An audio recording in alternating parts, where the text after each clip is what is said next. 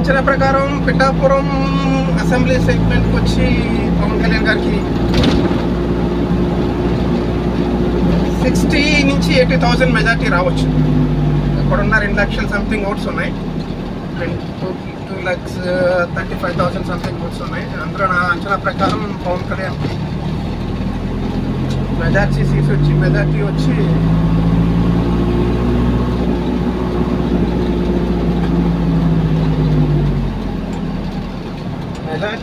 60,000 నుంచి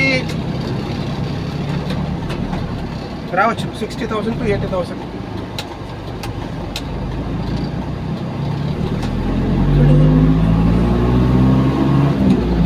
కళ నెరవేరుతుంది, జనసేన కళ.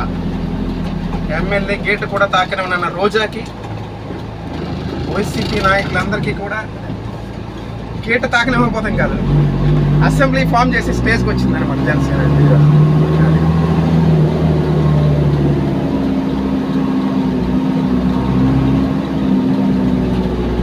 ఓకే, నేనైతే మా సైట్లోకి వచ్చేసాను. Okay, bye bye.